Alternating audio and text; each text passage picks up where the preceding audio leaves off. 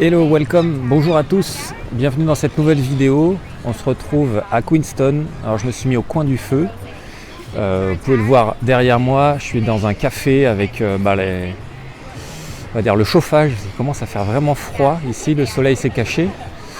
Donc il y a pas mal de bruit en fait, il y a beaucoup de monde, il y a beaucoup de touristes malgré le temps, malgré le froid. Queenstown, c'est vraiment un endroit qui vit essentiellement du tourisme. Donc, il y a vraiment beaucoup de touristes néo-zélandais, étrangers. Et donc il y a les mouettes aussi qui nous accompagnent. Voilà. Je voulais vous faire cette petite vidéo pour vous parler des retraites. Pour revenir un peu aux bases. Puisque en investissement immobilier, souvent on entend parler de rentabilité, on entend parler de comment avoir le meilleur cash flow possible, imaginable, la meilleure stratégie pour avoir tout ce qu'on peut imaginer. Mais on oublie souvent la base. Et la base, c'est quoi? C'est que l'investissement immobilier, ça vous permettra en fait de constituer facilement une retraite pour pouvoir vivre de vos revenus une fois terminé votre vie active. Et donc l'âge de la retraite légale aujourd'hui, c'est entre 65 et 67 ans.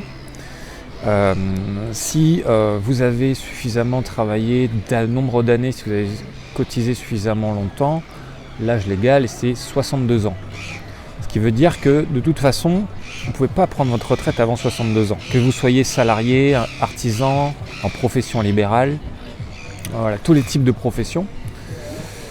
Et moi ça me pose une question parce que je me dis, je ne me vois vraiment pas travailler jusqu'à cet âge-là ni après. Et il faut savoir qu'aujourd'hui arrivent tous les retraités du papy boom, c'est-à-dire c'est tous les enfants du baby boom des années 50 qui commencent à rentrer en retraite depuis quelques temps maintenant. Et clairement il y a un problème justement puisqu'il n'y a pas assez d'actifs et le problème va aller de plus en plus en s'agrandissant dans le temps. Il n'y aura pas assez d'actifs pour payer toutes les retraites. Donc qu'est-ce qui se passe concrètement? C'est que ce qui risque de se passer en tout cas, c'est que la durée du temps de travail va encore grandir. Et encore grandir, en plus de l'espérance de vie qui va s'allonger, le temps de travail va encore s'allonger. Donc on risque de travailler clairement jusqu'à bientôt 70 ans, voire plus. Surtout si vous commencez à rentrer dans la vie active maintenant, vous êtes super jeune, clairement vous risquez de travailler encore plus longtemps que les personnes actuellement. Donc je fais cette vidéo vraiment pour parler de la base de l'investissement immobilier. Elle est destinée surtout à ceux qui n'ont pas encore investi dans l'immobilier, qui ont peut-être conscience de ça ou pas forcément conscience, mais de se dire que indépendamment du fait de trouver l'affaire du siècle ou d'avoir la meilleure stratégie pour augmenter sa rentabilité, la première chose à faire, c'est de commencer à investir. Et c'est d'autant plus vrai qu'il faudra le faire le plus tôt possible si vous souhaitez partir en retraite de manière anticipée. L'idée en fait, c'est tout simplement d'investir dès que vous rentrez dans la vie active. Puisqu'imaginons que vous commencez à investir à 25 ans, que vous preniez un crédit immobilier. L'idée de base, vous la connaissez, l'idée c'est vous achetez un bien via un crédit bancaire sur lequel les taux sont très bas encore aujourd'hui. Vous mettez un locataire dedans. Vous faites les choses bien puisque vous avez suivi les conseils du blog investissementimmobilierfacile.com. Donc vous avez un bien qui s'autofinance ou qui est rentable, donc qui ne vous coûte rien pendant 20 ans ou 25 ans en fonction de la durée de votre crédit. Et au bout de 20 ans, 25 ans, il vous appartient. Et l'intégralité des loyers, bien sûr, charges déduites, des impôts, etc. Après, vous créez une rente, vous créez votre propre retraite qui est vraiment un système hors système de retraite. C'est hors des caisses mutuelles, etc. C'est vous qui gérez votre propre retraite avec vos biens qui vous appartiennent. Et donc vous êtes hors système, vous êtes complètement indépendant, vous ne dépendez pas de l'État qui décrétera peut-être que aujourd'hui vous avez moins 10% de retraite parce qu'on n'arrive plus à financer, etc. Vous serez vraiment indépendant de tout ça.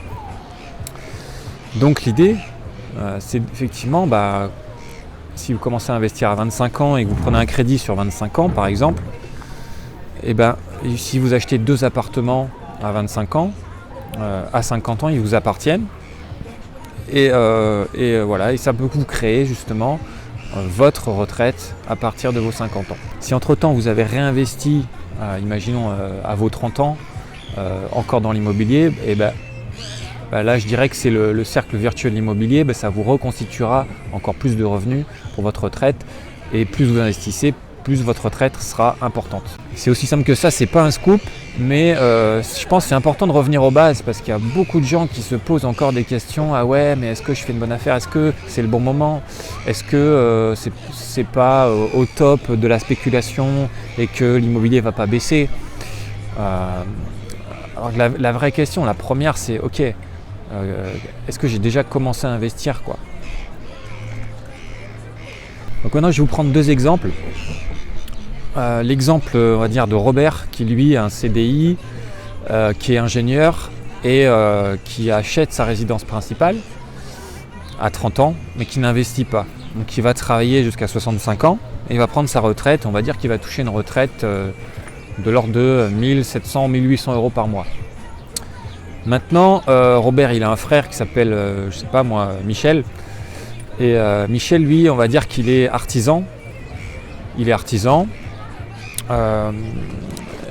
Il est locataire et par contre lui il a commencé à investir très tôt dans l'immobilier. Dès qu'il a eu ses premiers revenus, il a commencé à faire des crédits.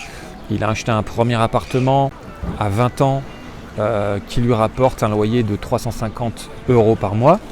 Il en a acheté un autre à 23 ans, on va dire que c'est un F2 qui lui rapporte 500 euros par mois. À 27 ans, il a réinvesti dans un appartement qui lui rapporte un loyer de 700 euros par mois.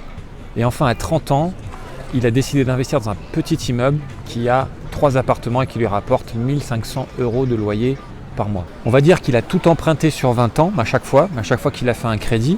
Ce qui fait que son dernier investissement, l'immeuble, puisqu'il a fait à 30 ans, il aura fini de le payer à 50 ans. Ça veut dire qu'à 50 ans, tous ses biens auront été finis d'être payés et que si vous faites le calcul au niveau des loyers nets, enfin des loyers bruts plutôt qu'il va recevoir, c'est de l'ordre de 3050 euros. Et voilà, donc à 50 ans, clairement, lui, il peut prendre sa retraite et il a, on va dire, si vous enlevez toutes les charges, on va dire, plus les impôts, entre 2000 et 2500 euros de retraite nette par mois. En fin de compte, il aura pris sa retraite 15 ans avant son frère et il aura une retraite quasiment 50% plus importante. Donc voilà, la seule différence entre les deux frères, c'est qu'il y en a un qui a investi dans l'immobilier et l'autre pas. L'un dépend complètement du système de retraite et l'autre est complètement indépendant de ça. Et l'autre a gagné quand même 15 ans de retraite pour profiter de la vie, pour voyager, pour faire ce qu'il a envie de faire. Voilà. Donc voilà, j'espère que cette petite vidéo vous inspirera et vous donnera peut-être envie vous aussi d'investir. C'est vrai que c'est pas forcément facile de se lancer, hein. On est tous passés par là au départ. Voilà, peut-être que vous pensez que vous ne pouvez pas emprunter à la banque parce que vous n'êtes pas en CDI, peut-être que vous pensez qu'il faut forcément faire un apport pour investir dans l'immobilier, alors que c'est pas du tout le cas. Peut-être que vous avez peur d'investir puisque c'est trop risqué, vous avez peur de la gestion locative, vous avez peur peut-être des travaux qu'il y a à mener. Donc vous avez peut-être tout un tas de blocages qui vous empêchent d'investir. Alors si je peux vous aider, je peux vous proposer de télécharger mes 3 guides gratuits que je vais mettre en lien en bas de cette vidéo. Le premier guide vous détaillera les 10 étapes à suivre pour investir dans votre premier bien efficacement et sereinement.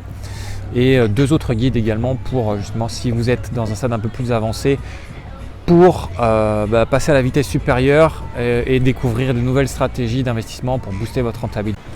Donc ce que je peux vous proposer également, c'est une session de coaching gratuite pour vous permettre à vous aussi de faire le point sur votre situation, faire le point sur vos objectifs d'investissement. Si vous vous sentez bloqué par quelque chose, l'idée en fait c'est que je puisse vous dire un peu ma vision des choses, vous donner des cartes pour que vous puissiez avancer et pas rester bloqué dans cette situation, une situation qui vous bloque, qui vous empêche d'investir.